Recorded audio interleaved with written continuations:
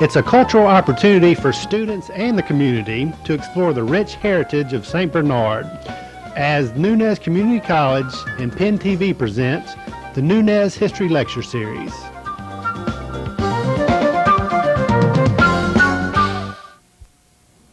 Good morning, my name is Marty Morgan. I'm the research historian at the National D-Day Museum.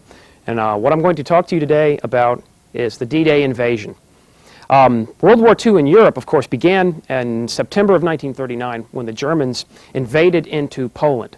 German expansion began there, continued in the spring of 1940 when German forces invaded France and the lowlands there, taking also Holland, Belgium. And then it continued in 1941 when the Germans invaded the Soviet Union, an invasion which would ultimately bring about the total downfall and destruction of the Third Reich. But the situation as of mid-1942 was that Germany had expanded to represent the territory that you see there in black. As I said before, Germany had overrun Poland, had overrun France, was in full-fledged invasion of the Soviet Union, had also invaded Norway and was further up along the North Sea like you see here. The Germans had also taken over territorial conquests that belonged to the French as part of the French colonial system, which led them to great possessions in North Africa. The end result was that in 1942, around about the middle of that year, the German nation had expanded significantly. Now, not long after that, of course, Pearl Harbor would come in 1941, in December 1941, and the United States would get involved in the global conflict, both in Europe as well as in Asia. And the United States would ultimately come to lay a greater balance to the situation in Europe itself. The United States would begin fighting back in Europe with our British and Canadian and other allies by invading in North Africa in November 1942, driving the Germans out of North Africa. The United States would ultimately commit to a full-scale invasion of the island of Sicily right off the boot of Italy here. That would come in the summer of 1943. The United States, with our British, Canadian, and other allies, would follow that soon thereafter with an invasion of Italy itself at Salerno in September of 1943. Now, by 1942, the latter part of that year, the beginnings of 1943, the situation in the Soviet Union for the Germans had gone very badly. The Germans had penetrated deep into the Soviet Union, but at places like Stalingrad and Leningrad, things had gone very badly for the Germans, and their fortunes were in full reverse, and the Germans were in full retreat out of the Soviet Union. So the situation getting into January 1st, 1944, was that Germany was in full retreat on its southern front, driven out of North Africa, being driven northward up the boot of Italy, and Germany was in full retreat on its eastern front as a result of the Soviet campaigns. The overall command of the Allied Expeditionary Force. The Allied Expeditionary Force was a composite force consisting of American, British, Canadian, Free French, Polish, and other Allied troops. Their command and leadership structure, and you can see here, these are the supreme commanders of the Allied, or this is the command structure of the Allied Expeditionary Force with its supreme commander here in the center seated, Dwight D. Eisenhower, who would later go on to become an American president. The Supreme Command of the Allied Expeditionary Force decided that the best strategic step to take after January 1st, 1944 was the opening of a third front, so that the Germans would be pressured from below through Italy, on the east through the Soviet Union, and then after opening and establishing a second front in Western Europe, the Germans would be pressured from a third side, and the idea was that that would excite and it would speed the ultimate collapse of the German nation. And that was also the genesis of Operation Overlord, the decision to invade Europe through Normandy. Now, the commander that the Allied Expeditionary Force would face in the defenses at Normandy was a man by the name of Field Marshal Erwin Rommel. This is a photograph of Rommel with the Fuhrer himself, Adolf Hitler. Rommel had distinguished himself as a brilliant strategic and tactical commander on the battlefield in North Africa throughout 1941, 42, and into 1943. But during this period of time, Rommel had been hopelessly outnumbered. His supply lines were narrow and thin and subject to Allied air attacks. So Rommel, although a talented battlefield commander, was always sort of out on his own, fighting a winning battle, a hopeless battle against hopeless odds. Despite that, he still managed to keep superior British, Canadian Free French and American armies at bay for the better part of a year in North Africa, ultimately succumbing to the overwhelming numerical superiority of the Allies in North Africa. And Rommel, with his Africa Corps, would fall back to Sicily and then later Italy itself. Rommel had been taken from the command of this unit within the German army, of the German regular army, and was instead, it was shifted to a new location. And he was placed in command of the strategic static defenses on the Normandy coast, the northern coast of France. This is a photograph of Rommel himself inspecting the defenses in Normandy. All along the northern coast of occupied France, the Germans had busily been pouring concrete and laying barbed wire and burying landmines. They did this because they knew that one day, ultimately, the Allies would attempt a cross-channel invasion, attacking from bases in southern England across the English Channel into occupied France. The result of which was that the Germans, after a great deal of effort, managed to construct what was later coined as the Atlantic Wall. One stretch, 250 miles long, of defended beaches on the northern French coast. And this is a photograph of Rommel inspecting parts of the Atlantic Wall and the defenses in North Africa. And of particular note in this photograph is this German soldier right here, armed with this weapon. This weapon is the Maschinengewehr 42, the German MG42 machine gun. And it's important to point out because this weapon causes more damage on D-Day than anything else. Normally, casualties during World War II were created in the vast majority by heavy artillery. The number of casualties created by machine guns, rifles, and pistols is small compared to the number of casualties that were generated by the fragmentation and shrapnel of exploding heavy artillery rounds and mortar rounds. But at D-Day, the odds would be different and the tables would be turned. Machine gunners firing this weapon would create more casualties among the men in the first wave and even in the second wave because these weapons had fearsome firepower. The German MG42 machine gun fired a 7.92 millimeter bullet. It's a 198 grain, big, fat, fast bullet. And when fired through this weapon, they had particularly devastating effect. And that's because the cyclic rate of this weapon was very, very high. The cyclic rate refers to how quickly the machine gun fires. And the Germans were well known, in fact infamous, for machining machine guns that fired at a very high rate of fire. In fact, when you fire the MG42 machine gun, it sounds a little bit less like a machine gun than it does ripping paper. It fires with such speed. The cyclic rate is over 1,200 rounds per minute, and the result of that was that German gunners were able to pour hundreds of rounds of 8 millimeter bullets into landing craft that were packed with British and American personnel. Well, the location particularly selected for the cross-channel invasion was Normandy, but it wasn't the first choice. There were a number of choices that were considered early on. What was at first considered was further up close to Belgium, and then in an area right here called close to Calais in France. And this area right here, the Straits of Calais, are where the English Channel is the narrowest. And because the English Channel was so narrow at that point, the Germans anticipated that a natural attack would come here where they have less water to cross, here 20, maybe 25 miles, as opposed to further to the west along the French coast where the Allies had almost 200 miles of open English Channel to cross. Another area considered was the Somme River estuary, the Seine River estuary, but then also Normandy itself.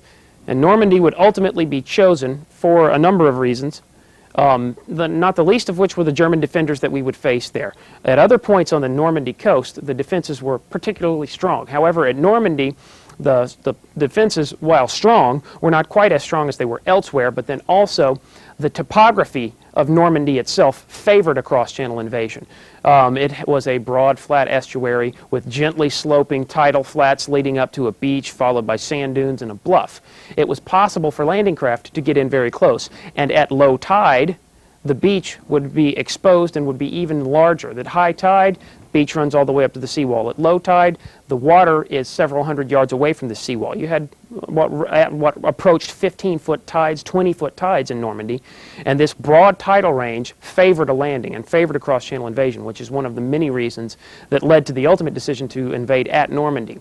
But in the Normandy area, there were a number of German divisions, and you can see right in here, which is the area where the invasion would ultimately come across. Two divisions in particular, the German 709th and the German 352nd. And the German 352nd Division was particularly interesting for one main reason. It was composed of what were called Ostbataillons, or Eastern Battalions.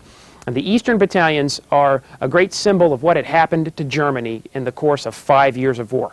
In 1939, when the war began, the German military was, without argument, the finest military in the entire world. They had the best trained troops, they had the best equipment, they had modern revolutionary tactics that they used in combat, a tactic that we now refer to as blitzkrieg. But the German army in 1944 was something entirely different. In 1944, the German army was suffering serious personnel shortage problems. The war on the Eastern Front in the Soviet Union was of such significant cost to the German army that they were, as of 1944, they were having a hard time coming up with 19-year-old boys with trigger fingers. They just didn't have enough warm bodies to put in uniforms. And the warm bodies that they had that were well-trained, that were disciplined, that were effective fighting men, they were sent to the Eastern Front to hold off the Soviets. The people that were sent to compose the static defenses to make up the battalions that made up the divisions that were placed around the northern coast of France, those divisions were not necessarily the best and the brightest that the German military had to offer. In fact, many of them were not even German. And that's exactly the case with the German 352nd Division. The 352nd Division's officer structure were natural ethnic Germans. But their riflemen, their enlisted ranks were filled by Czechoslovakians. Czechoslovakian forced conscripts. These were people that lived in Czechoslovakia. And after the German Anschluss, before the war began, and that was when the Germans annexed Czechoslovakia, after they annexed and absorbed Czechoslovakia into Germany, they took all of these little 19 and 20-year-old Czechoslovakians and drafted them into the army. They were draftees that were forced into the army. And imagine, if you would, their allegiance to the German cause. They were Czechoslovakians who were defending occupied France from the French, British, and Americans. Their allegiance was not perfect. They did not have perfect dedication to the overall cause of holding off the Allied armies from invading into occupied France. They weren't even ethnically German. And what would happen on D-Day more often than not would be that these Czechoslovakian forced conscripts would kill their ethnically German sergeant or lieutenant and then come surrendering out of bunkers. But Normandy itself has a number of interesting topographic features, and it varies from one end of the beaches to the other end of the beaches. It's everything from a tidal flat that leads right up to a small village at the base of a bluff, and then sometimes, as you see here close to Utah Beach, the water itself comes right up to chalk cliffs that are 100 feet straight high. In addition to this sort of feature, you also have rocky cliffs like here, and this is at an area called Pointe du Hoc, where the 2nd Ranger Battalion would land and particularly distinguish itself in battle on D-Day. But the plan was, although complex in its size, it was relatively straightforward and simple, and it worked like this. Two elements, an airborne element and then the amphibious assault element. The airborne element would take off out of bases in southern England. You can see bases here, in this area here, and also in this area here. The airborne element would cross the channel in the nighttime hours immediately before the invasion was supposed to take place, and would insert airborne troopers behind German lines, infiltrating these troopers behind the lines, and you can see here behind the invasion beaches here and here. And their job was to secure a system of roads that led up to the invasion beaches with the hopes that they would prevent the Germans from reinforcing the beaches. Now, the airborne element consists of the American 82nd Airborne Division, the 101st Airborne Division, and then over on the far eastern side of the invasion beaches, the British 6th Airborne Division.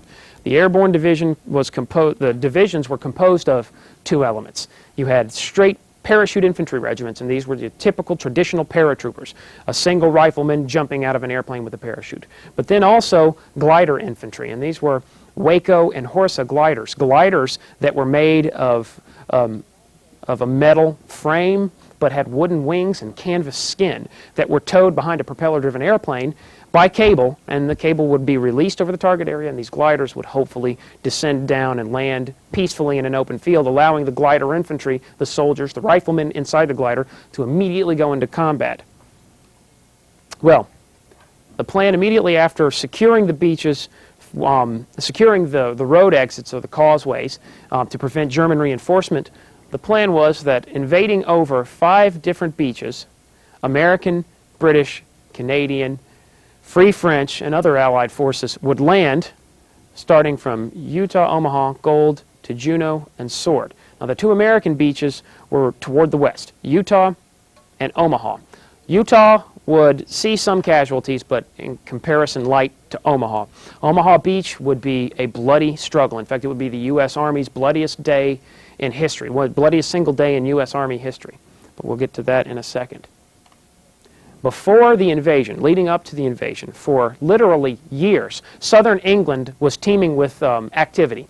And that activity was everything from the establishment and the maintenance of vehicle parks, like you see here, one large open park where, in this case, anti-aircraft guns are stored and covered over with canvas tarps. But you also saw vehicle parks and storage areas where entire battalions of tanks were stored, trucks by the hundreds, equipment stashes of artillery shells, of small arms ammunition, of food, of fresh water, of fuel particularly, all over southern England. In fact, one U.S. veteran would later say that almost all of southern England was under tarps because there was such a complete saturation of vehicle parks and equipment storage areas in southern England in preparation and build-up for the ultimate invasion.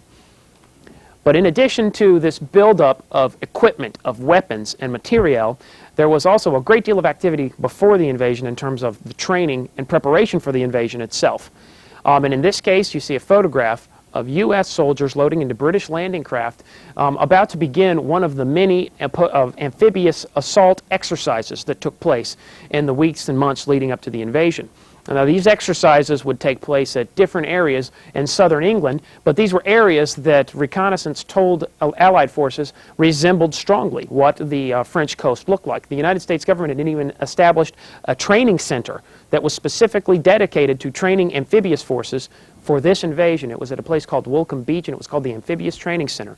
And almost all of the soldiers that participated in the invasion, of the initial assault element of the invasion, they rotated through a course of instruction at this Amphibious Training Center at Wolcombe Beach.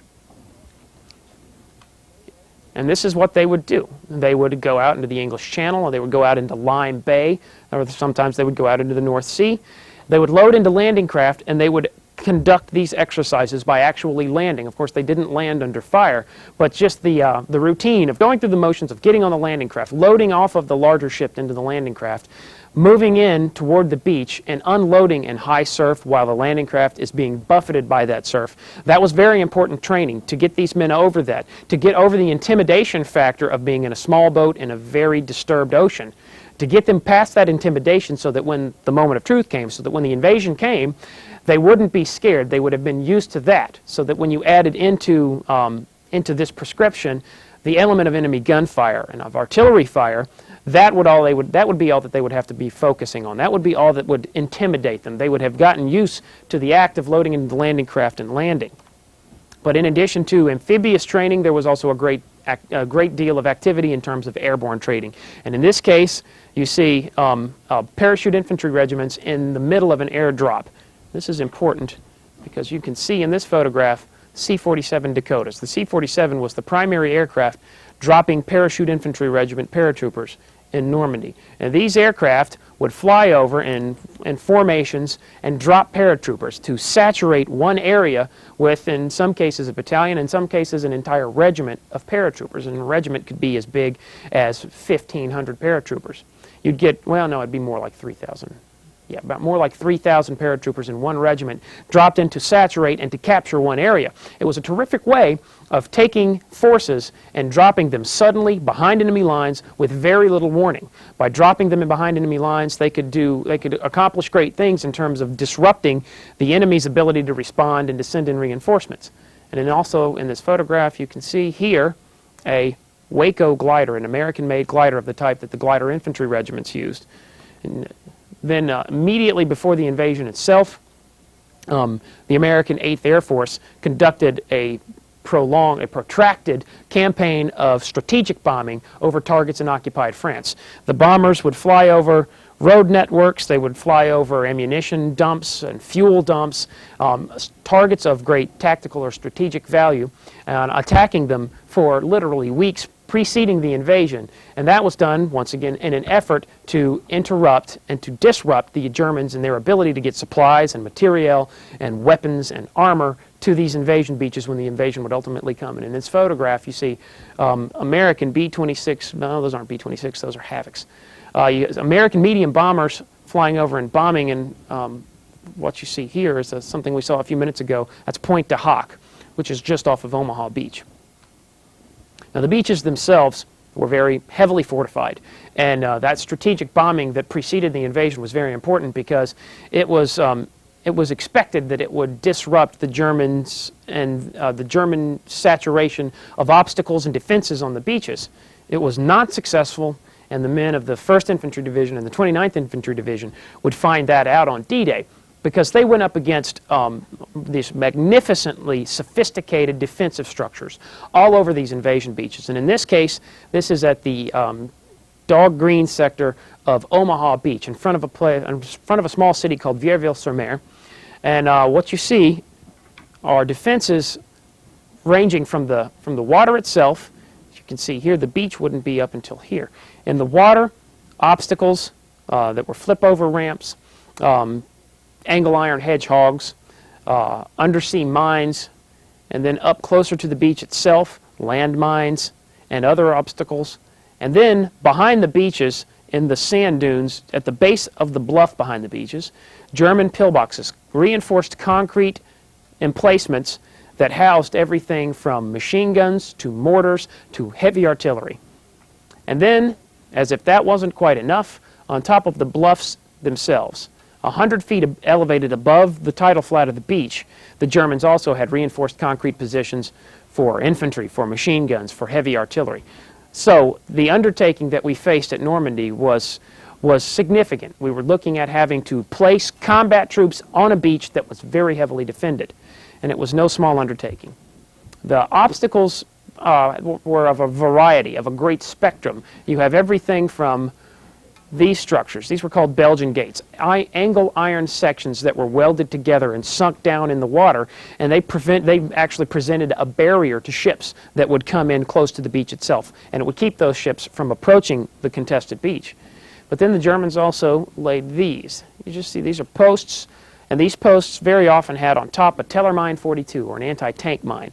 And this was also a mine designed to be used by infantry on the ground to destroy tanks. By placing them on these posts in the beach flats underwater at high tide, those posts would be covered, and if a landing craft hit the end of the post, it would detonate a large explosion, an explosion of sufficient force to blow out the bottom of a landing craft. So very dangerous obstacles. And then also these obstacles. These were ramps, and these ramps also had mines placed on them. And they were designed at high tide to be covered, just barely covered by the water. If a landing craft moved in close, the ramp would be obscured by the high tide water. The boat would sail up on the ramp, and because it inclined upward, it would flip the boat over, spilling the contents, and the landing craft were open top. So all of the soldiers inside, all of their equipment would spill out, sink down, the landing craft would sink. A very effective way of preventing landing craft from getting in very close to the beach. But then closer to the water's edge, these were called hedgehogs.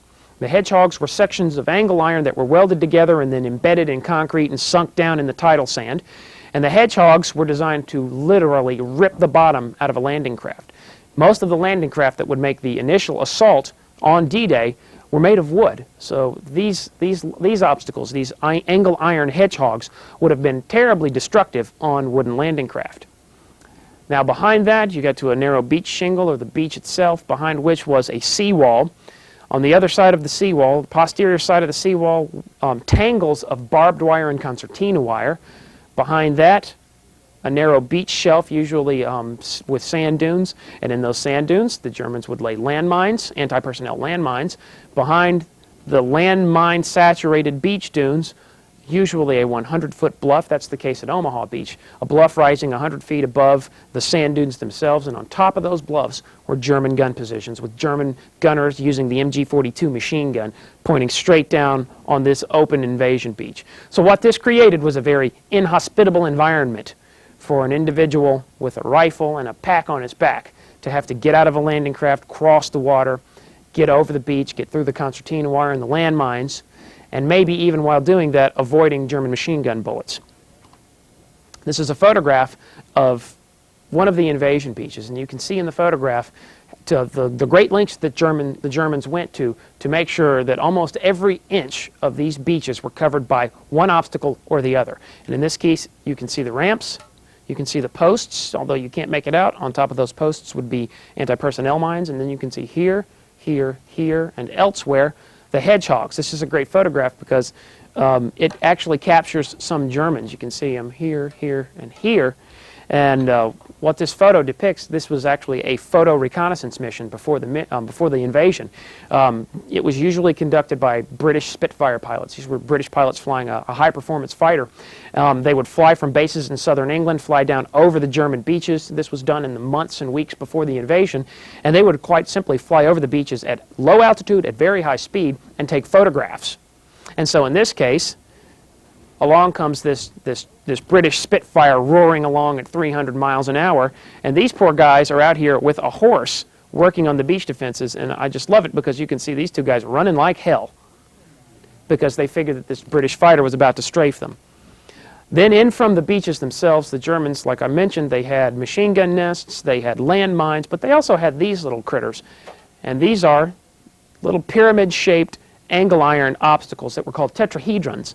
And the tetrahedrons were particularly effective against tanks. They're tank traps, basically. You'll sometimes hear them referred to as dragon's teeth. A tetrahedron would be anchored in concrete, set down in the sand, covered over with sand, and it was a very effective way of taking one particular avenue of approach, and in this case, you have what amounts to a sunken road saturated with tetrahedrons, and that would prevent any armor, any tanks on the beaches, from passing through that area to go inland. So these were effective anti-tank traps. But then the concrete obstacles, and in this case, a concrete machine gun position that's located on Omaha Beach. The Germans, they built some of these emplacements facing out into the open water, but they also built many of these emplacements so that rather than facing the water, they were parallel to the beach itself. And the idea behind that was that if a landing craft landed and disgorged its contents, in other words, 19-year-old dedicated American riflemen, and they came up out of the beach, they wouldn't be fired on from directly ahead. They would be fired on from their flank, from their side. It's a particular type of fire called enfilading fire that is very destructive because one round has a much greater chance of hitting more people. You're firing into the flank of an enemy that is moving in depth. So, by placing these machine gun positions and making them of the highest quality reinforced concrete, you really do position your weapons in such a way as to maximize their force and effect. Here is another shot, and you can see how this is the back end of the bunker. It faces parallel the beach. It faces down the beach, so that if Americans were landing across that beach, they would face German 8mm bullets coming from MG-42 machine guns being fired directly into their flanks to where they couldn't turn and face the enemy. These bunkers were very hardened. Like I mentioned earlier, they were made of reinforced concrete. That means the Germans would build a form before they poured the concrete that would take what's called a rebar, or bars of iron, and shape those bars of iron and then pour the concrete down over the bars of iron. So what you have is not just concrete, but concrete with iron bars all through it, which made it far stronger than just concrete itself. These things were bullet resistant to the max. Small arms fire would do nothing to a structure like this. These would even resist small artillery rounds. The only thing that would function particularly effective against a reinforced bunker of this size would be direct naval gunfire, naval 5-inch or 10-inch shells, or in some cases you had battleships present at D-Day that had 14-inch guns. Guns of that size would be effective against this, but basically anything smaller would not be particularly effective. The Germans also had emplacements for their seacoast artillery, and in this case this is an 88mm gun and a concrete emplacement. Once again, the highest quality reinforced concrete. The Germans had these artillery positions placed on the bluff throughout the Normandy area, and when the Germans also went to great lengths to disguise them. They would sometimes put camouflage netting over them, but then they would also sometimes paint them in a certain way to achieve a camouflage effect like you see here. In this case, a German 88mm gun sticking out of a concrete battery that's been painted to resemble a house. The idea was that if an Allied ship was off the coast, and there were men on that ship looking through binoculars toward the coast, they would see something that they would presume to be a harmless house, as opposed to a German 88 millimeter gun ready to belch fire and death at them. The Germans also had emplacements for seacoast artillery of extremely heavy caliber, and that's what you see here. This is a turreted and casemated concrete mound. In other words, a gun in a steel and iron turret that has a concrete casemate built around it. And the gun itself is very large. It is a 14-inch naval gun. That's a gun capable of firing a shell 14 inches in diameter, about that tall, weighing over 1,000 pounds. And when you do the math, that's over 1,000 pounds worth of steel and high explosive moving at 1,600 feet per second. That's a heck of a lot of kinetic energy. That's a heck of a lot of destructive power. But before the invasion began, the Supreme Commander of the Allied Expeditionary Force, Dwight D. Eisenhower, he went down to see off the very first element that would go into combat. And as I mentioned earlier, there was an airborne element consisting of paratroopers and glider infantry soldiers. They would leave in the pre-dawn hours of the invasion, crossing the channel in troop carriers by night, dropping in behind German lines. The assault forces, the amphibious assault forces, were loaded up onto ships crossing the English Channel before these guys even loaded into their airplanes. But before they did load, Eisenhower went down to one aerodrome that was very close to his headquarters to see off a certain element. And in this case, this is E Company 502nd Parachute Infantry Regiment of the 101st Airborne Division. Eisenhower went down and gave them a pep talk. He was very good about that. He was sort of a soldier's general. He tended to have a very strong appeal to the men that were actually doing the fighting. And he was also well known and well liked because he always expected that he was ultimately answerable to everything. He was never one to shirk off blame and to place it on someone else's shoulders. In fact, Eisenhower, before the invasion, wrote this little letter. Although his handwriting is very difficult to read, this is a letter that basically, where he accepts blame. If the invasion were to fail, he accepts blame for the failure. And what it reads is, "Our landings in the Cherbourg-Havre area have failed to gain a satisfactory foothold, and I have withdrawn the troops." He goes on to say that the decision to land at this time was based on the best information available. And then he finishes off by saying, "If any blame or fault attaches to the attempt, it is mine alone." The funny thing is that in the weeks leading up to the invasion, Eisenhower was suffering from one of what I would consider the worst cases of sleep deprivation imaginable. Just the sheer function of managing and controlling an invasion that encompasses over 150,000 people obviously weighed very heavily on him. He was obviously getting very little sleep, and he was beginning to make little bitty mistakes. And in this case, he wrote this on June 5th, 1944, and actually dated it July 5th, 1944. Just one little mistake generated by sleep deprivation. But after Eisenhower gave the order to go and the parachute infantry and glider infantry regiments began loading, you saw scenes like this repeated at bases throughout southern England. And in this case, this is a parachute infantry regiment soldier loading into the airplane with the typical combat load of a paratrooper at Normandy. And the typical combat load consisted of the old T5 parachute with an auxiliary emergency chute, in addition to such things as the M1A1 Thompson 45 caliber submachine gun, not to mention ammunition, not to mention food, not to mention extra clothing, not to mention a particularly heavy 6.5 pound M1C helmet. These guys, when they made their drops, they were paratroopers that weighed between 150 and 175 pounds. But with all of the extra equipment, they were weighing on average between 350 and 400 pounds. Jumping out the door from an airplane going 150 miles an hour. I don't think I'd have the bravery to do that. And this photograph is unique because this guy is actually getting up into the troop carrier by himself, unassisted. What you more frequently see are the paratroopers getting in the door, putting one foot up on the ladder, and somebody behind them pushing right on their ass to get them in the door because they were so heavy they couldn't do it themselves. This is what it looked like on the interior. You would load up an entire stick. In other words, essentially a platoon of paratroopers in the aircraft. They would sit facing one another, and that's how they flew into combat. And at D-Day, the troop carrier squadrons, the C-47s flying into combat with troopers loaded like this, flew into very dense pockets of German anti-aircraft artillery.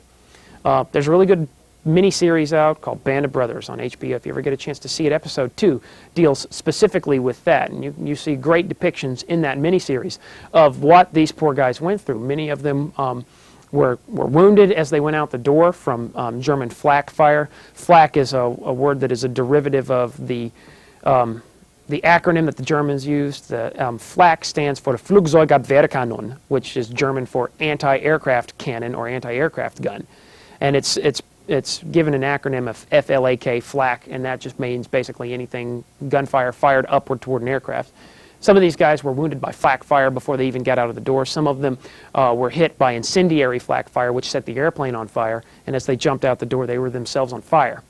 They had very high casualties because of this, but nevertheless, they were able to get ashore, and they were able to get on the ground in Normandy and secure those beach exits.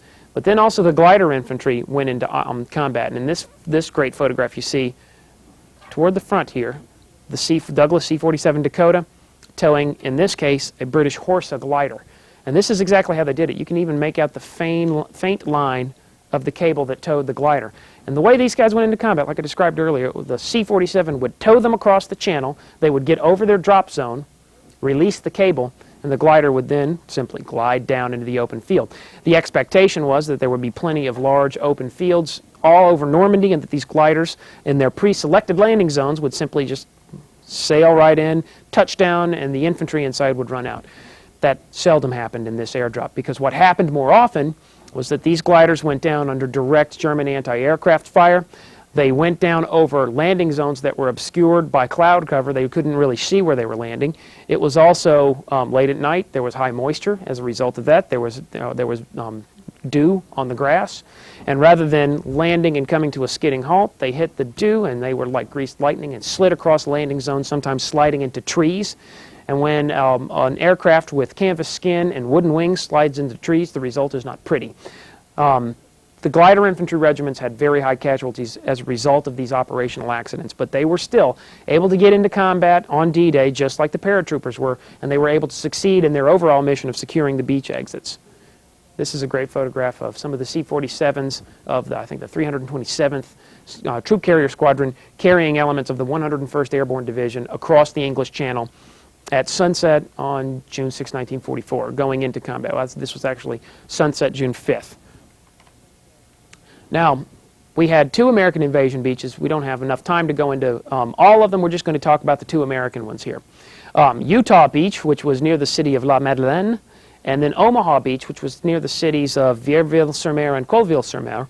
And the plan was this: over at Utah Beach, which was one of the flanks of the invasion beaches, the far right flank, the American 4th Infantry Division would land over three beach sectors near La Madeleine, but then they would press inland and link up with elements of the airborne. You see the pockets here that are in pastel colors.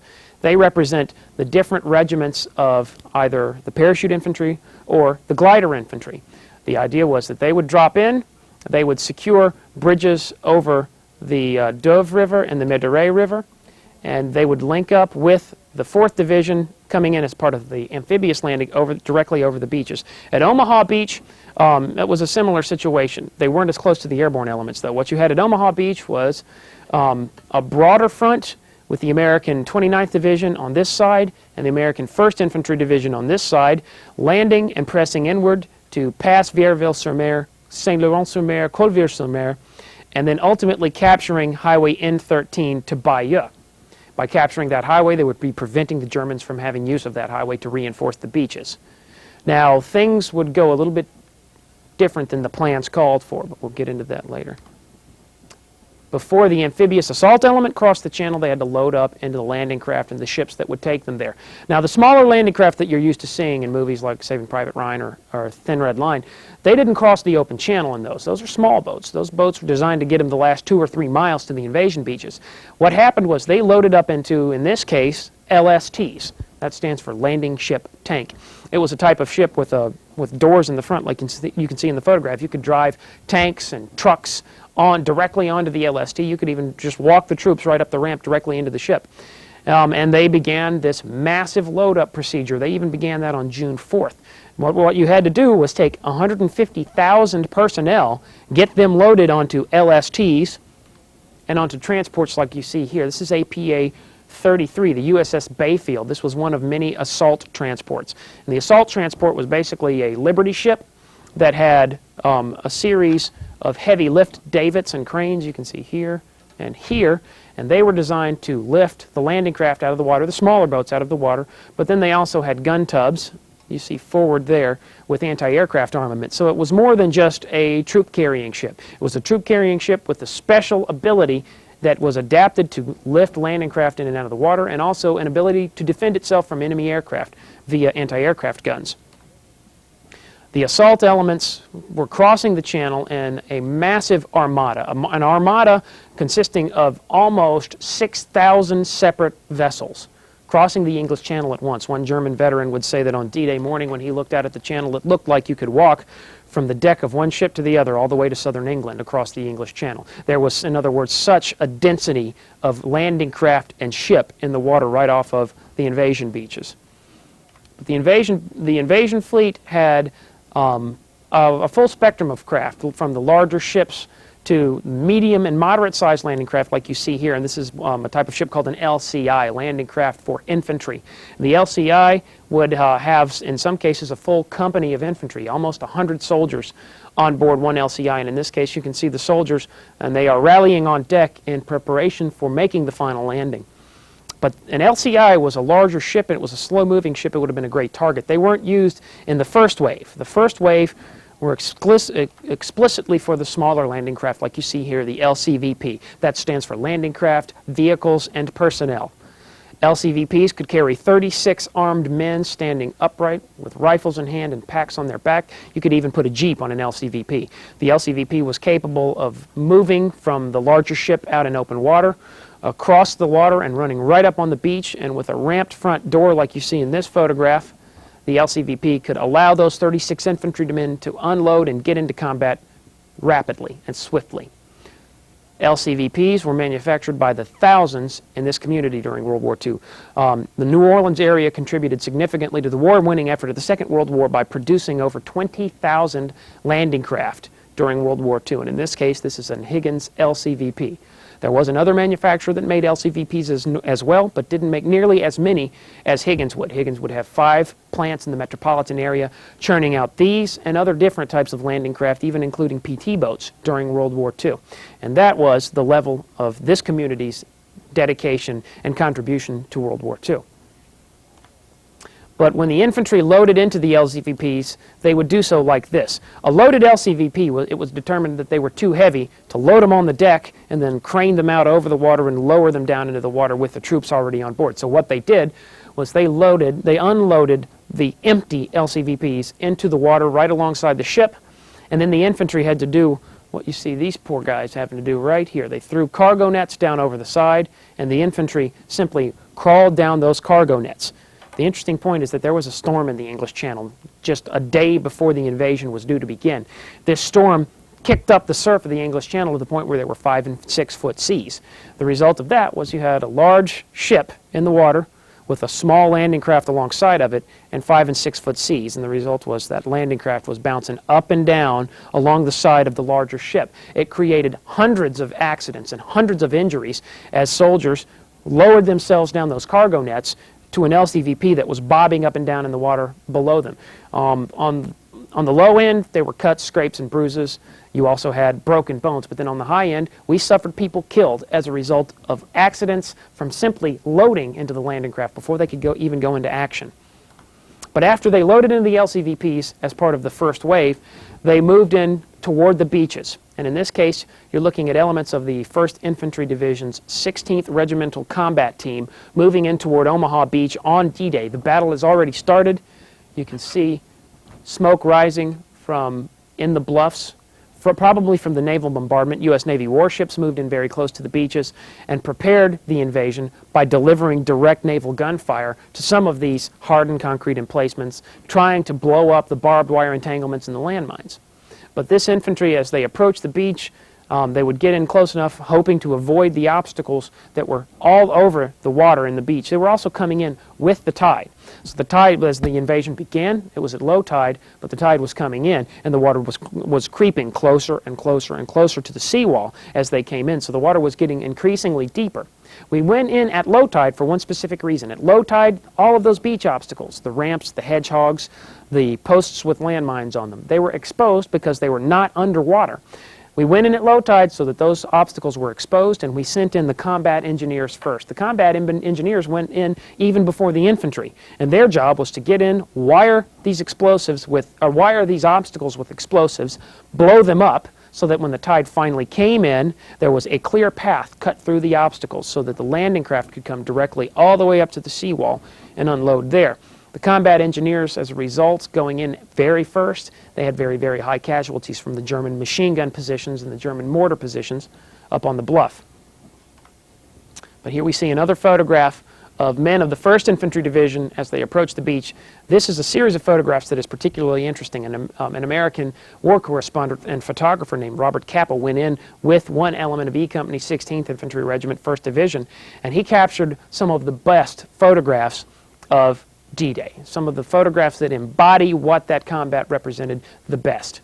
And in this case, you see these soldiers with hard to identify thing. You see these little white things sticking up here, here, there, there. What the Americans did for the assault elements was that they issued them a plastic bag, and they would place their rifle in that plastic bag and tie a rubber band to the end of the plastic bag. It was a great way of waterproofing your weapon. With a weapon inside that plastic bag, you don't get it exposed to sand or salt water. And nothing will make a weapon malfunction faster than salt and sand water. Salt water and sand, excuse me. But after they hit the beach, they got in close enough, the ramp would drop on the landing craft, and the infantry would pour out. And in this photograph, you see it better than most. You can see the photograph that just preceded it. This infantry has unloaded, and they are moving toward the beach. This is a great photo because you can see what was going on. If you'll notice, very heavy smoke cover up high, a lot of smoke in the bluffs, which is where the German concrete positions were. And you can see infantry moving across the water. As the tide was coming in, it was getting increasingly more difficult for the landing craft to get in right to the water's edge. So these poor guys were not being dropped off and stepping right off the ramp onto dry sand. They were stepping off into waist-deep water because the tide was coming in. And the result was U.S. Army soldiers that were burdened with 100 or so pounds of extra gear were having to wade through waist-deep water under the direct gunfire of German machine guns. The casualties were, as a result, very high, as you might imagine.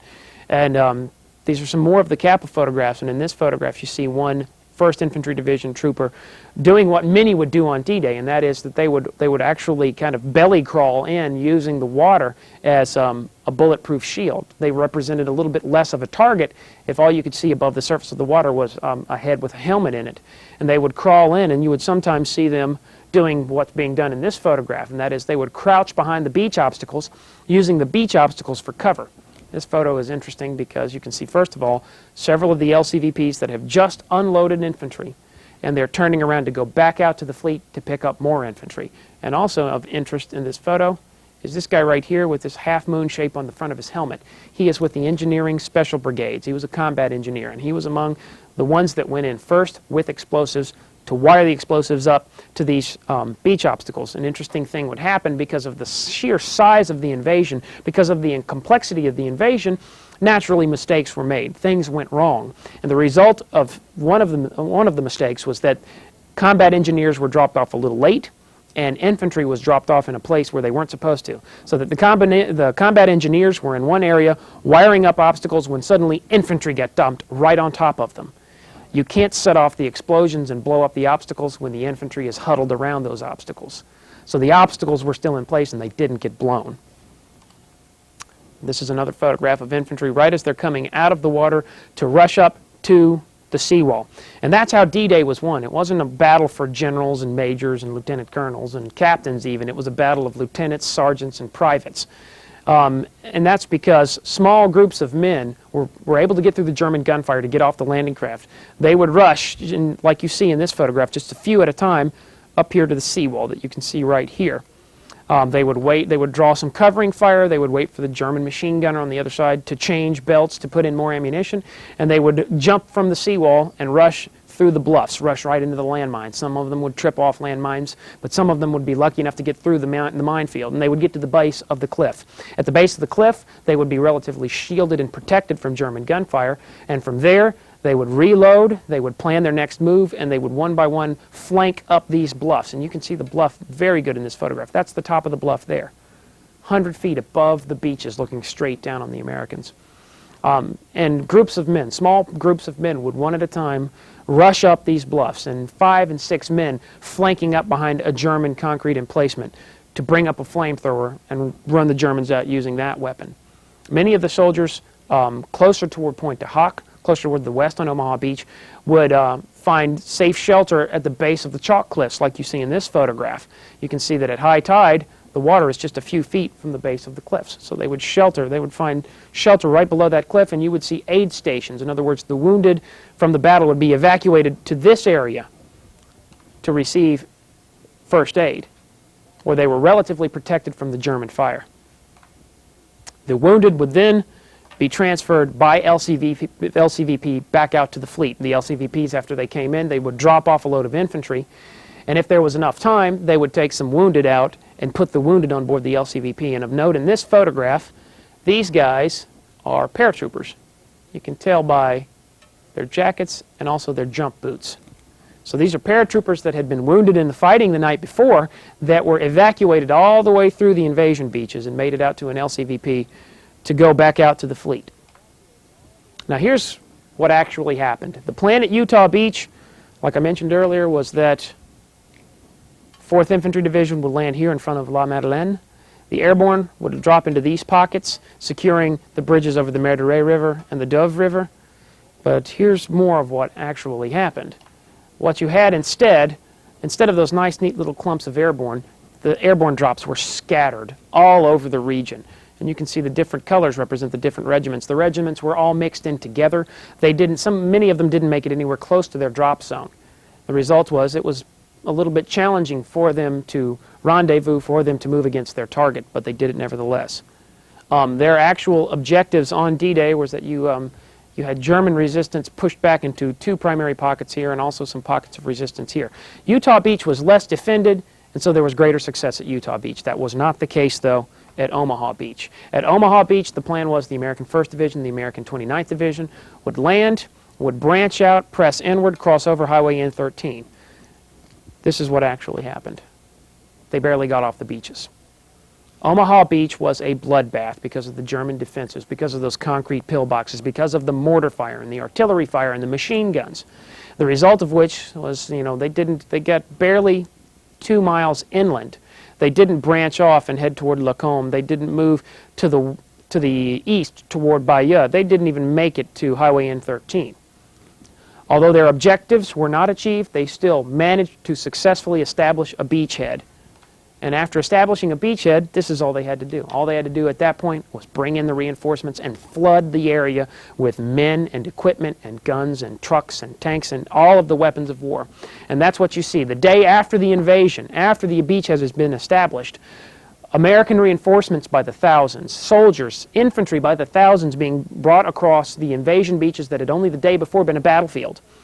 But then more importantly, extra supplies and tanks and artillery and other weapons of war. And in this case, you can see here in the background an LST unloading. This is an LCT, a landing craft for tanks.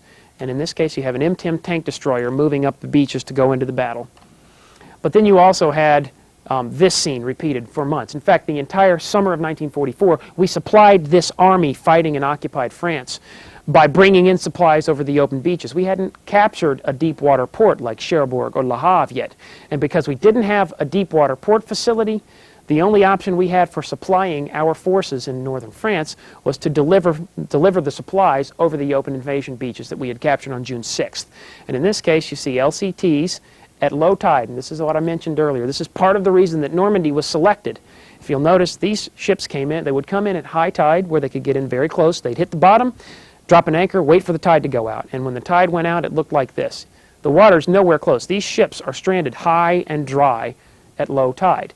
And when they were stranded high and dry, all they had to do was open the bow door, drop the ramp, and unload all of their supplies. They would wait for high tide to come back in. When high tide came back in, it would float them. They would turn around, make the trip back across the English Channel to southern England, where they would get more supplies. And they did this day after day in a never-ending cycle throughout the entire summer of 1944, just to supply our armies operating in northern France. But then you also saw scenes repeated like this. This is at Omaha Beach. And this is a particularly interesting scene, and it says a lot about why America won World War II. We had an ability to overwhelm the enemy with the products of our industrial mobilization. We can manufacture more ships and more tanks and more guns than the Germans could ever hope to. Our industrial capability was growing while theirs was shrinking as a result of strategic bombing. So you see scenes like this, and in this case, almost 50 ships crowding around just to unload their supplies at Omaha Beach. The Germans naturally surrendered by the thousands. Like I mentioned earlier, many of the Germans were not even ethnically German, they were Czechoslovakians. The Czechoslovakians, who had very shallow allegiance to the German cause, would very often surrender. So you see scenes like this repeated, where Germans by the hundreds and sometimes by the thousands would surrender. But the cost of the battle were high. The costs were very high. In fact, you see this. This is the American cemetery at Colville-sur-Mer, right behind Omaha Beach. On D-Day, on June 6, 1944, 3,339 Americans lost their lives fighting. You have over 6,000 casualties total. For the Allied side, over 10,000 casualties. Just 6,000 for the American side only. More than 3,000 Americans lose their lives in a battle that is basically 1 day long. Now, the battle would rage inland as forces moved inland and continued to operate against the Germans that were inland. In fact, there were dramatic battles that would occur thereafter. The battles didn't end after D-Day. In fact, the plan was that within a week, 2 weeks, maybe even 3 weeks, we would capture Cherbourg up here. This is Omaha Beach, this is Utah Beach. We would capture this. The planned objective lines were the red lines here, that after 10 days we would occupy all of that, and that we could then threaten the deepwater port at Cherbourg. What we hoped to do was to capture Cherbourg, and after capturing Cherbourg, we would then bring all our supplies straight into a deepwater port where big ships could pull right up to a dock and unload right there. But that wasn't the case. Cherbourg would hold out for the entire summer. Le Havre would hold out for the entire summer. And our only option for unloading was, like you saw depicted earlier, just delivering those supplies directly over the invasion beaches. Now, this invasion was dramatic and significant and important for a number of reasons. First of all, it opened up a Western front. It opened up another front to threaten the Germans, to undermine the German ability to continue fighting and continue resisting. But then, more importantly, it would lead ultimately to the drive into the heart of Germany. We land in Normandy in the summer of '44. We liberate Paris soon thereafter. We are poised on the border between Germany, Luxembourg, and Belgium getting into the winter of 1945. The Germans would launch a final counterattack there that we now know as the Battle of the Bulge, but that would ultimately peter out. We would continue to move. We would cross the Rhine River. We would move inland, and after moving inland into the interior, into the heart of Germany itself, we would link up with Soviet forces at the Elbe River in April 1945. And then ultimately the war would be brought to an end in one dramatic battle around Berlin between April and May of 1945. Now, German forces would surrender soon thereafter, but the American forces would not be involved in the direct assault against Berlin itself. Instead, we moved down into Bavaria, where we would go after a place called Berchtesgaden. We would go after German forces in the southern part of the country. But the Soviet forces would ultimately capture Berlin. Germany would crumble soon thereafter, the result of which was that in May 1945, the war ended favorably. It would not have ended favorably had it not been for this momentous cross-channel amphibious invasion. D-Day Normandy was not the largest amphibious invasion of World War II, but it was certainly the most decisive and the most important. Okinawa was the largest. It had more men. It had more ships. It was a bigger battle, and it took longer. But D-Day delivered something that Okinawa didn't, and that was D-Day delivered up the final defeat of Germany, which is why it is such an important battle, and which is why it's very important that the story be told, and that's part of the reason why the National D-Day Museum is in this community. Higgins built the landing craft that made D-Day possible, and the D-Day Museum is here in this community. I invite you all to come and see the museum whenever you can. Thank you very much for your attention today, and I hope you will come and visit me at the D-Day Museum. Thank you.